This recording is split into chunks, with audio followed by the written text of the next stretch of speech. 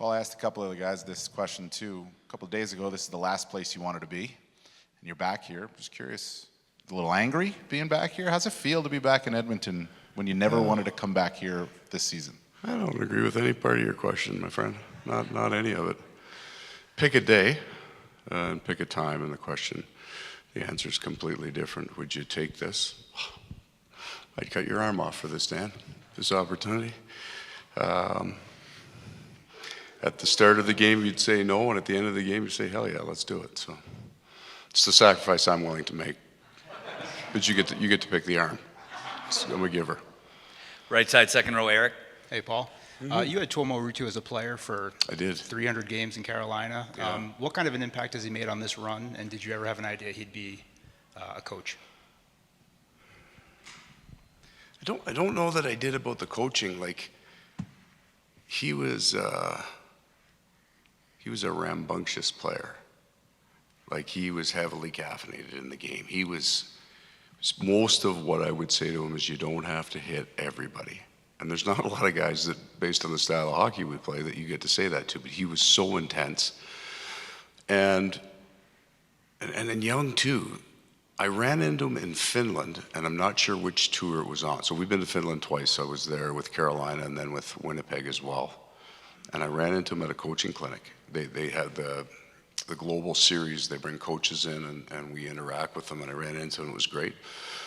And we started to talk hockey.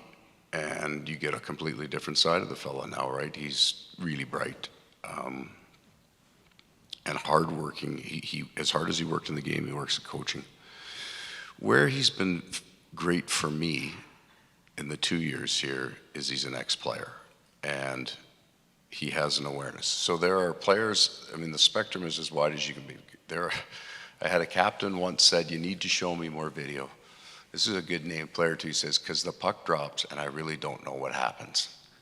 Honest to God. So, and then you have your Sam Reinharts and your Ron Francis's that can just shift by shift give you exactly what happened in a game. So you never really know. Having a player on your staff, there was a play last year early on. I don't know. It was in the coach's room, so you got to take this as skewed. I was down on the guy for not making a play, and he said, Paul, that's a really hard play. He can't make that play. And then he pointed out the 7 things that I would never know: the angle of the stick, the size, the speed, the stuff that I don't get. So that player insight's been good. He spends a lot of time on the offensive part of our game, which is a challenge because we are a defense-based team in a lot of ways, even though we enjoy the offensive part. So he has to kind of fight for his time with that. And then there's the easy interaction with the Finnish players that we have. And he's harder on those guys than the rest. So he's been really interesting. I can't tell you that I would have called him a coach back then, but he was young. It's also a long time ago. I didn't spend as much time with the players back then as I do now to get to know them a little bit better. But he's a coach, and he's a head coach. So I think he can hold a room. Left side, front row. Coach, you're hearing a lot about pressure in the next 24 hours or so.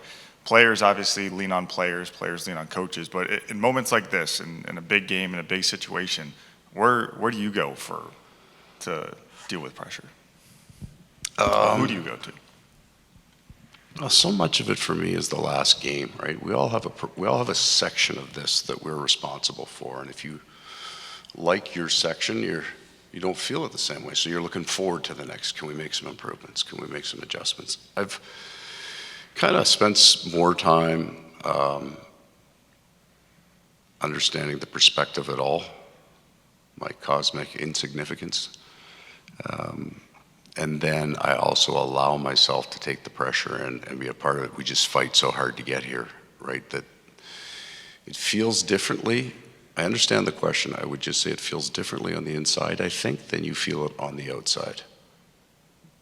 Because it's a desired pressure. You want it. So yeah, you feel it, but I'm not trying to get away from it. I mean, I've mentioned earlier, spent some time with mindfulness training and all those kind of things, but it doesn't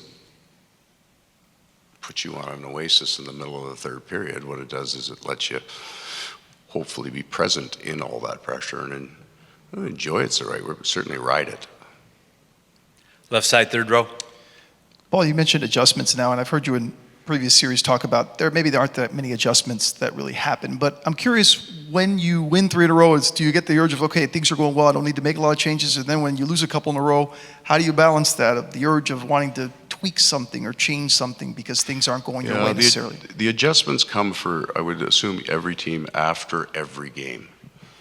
So in every game that we've played, there possibly, with the exception, I'm not sure, I'm going to have to reach hard on game 4, but there are big chunks of our game I like, we don't want to touch, and maybe we just want to reinforce that that's the driver. I do believe there's a bit of a cascading effect to your entire games, that if the 2 or 3 things that are most important to your identity are there, the rest of it falls in place, and you don't have to reach too far down that tree to find a problem, if you will, and try to fix that one, where a lot of times you just got to get your core right. And once your core is right, all the other things that maybe seem like small things get handled. The other idea would be, I don't know if I explained that well, if you walk in and you see 100 fires, pick the 3 biggest ones, get those out, and a lot of the other ones will just burn themselves out on their own.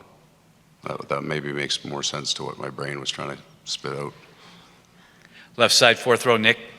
This question is not to pick on Mikula or Kulikov or anybody else. It's to kind of understand But the you named challenge. them. Well, but what are they Why supposed don't we start this over? A couple of your defensemen. Well, the Perry goal, what are they supposed to do against McDavid? Do you delete that video clip? And if you do show it to them, like, what are you coaching them on for next Are time? you talking about the drive backdoor Perry goal? Yes. There was neither of those guys. They were fine. Well, I'm not ratting one of my guys, other guys out. Clearly, it was one of the other guys. But everybody, yeah. So there would be coverage, and then there are things that have to happen based on that speed, and then other people have to adjust off that. It was not a very difficult read. I think the mistake happened probably 25 seconds earlier. The mistake happened almost off the change, because we had defensemen trying to get, so we had a forward hold, and he was on the ice longer than he wanted to be. He made a very smart decision not to change, but he needed to. And then he was late getting to where he needed to get to. But I'll tell Cooley and Meeks you were talking about. Left side, back row, Celine. Paul, what do people in this room get wrong about pressure in the Stanley Cup playoffs? Well, I would have to understand how you view it first. I mean, the narrative being that it is on the Florida Panthers, given the past couple of games. Like, what do we get wrong? I don't know what I want to answer that question. I'll answer it for you after. No, it's a fair question. I think